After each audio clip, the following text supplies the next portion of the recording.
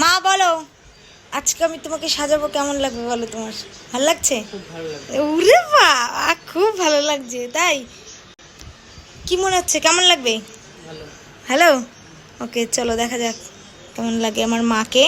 তো first time মায়ের উপর একটা লুক ক্রিয়েট করব, দেখা যাক কেমন লাগে। মায়ের মুখে দেখো কত দাগ।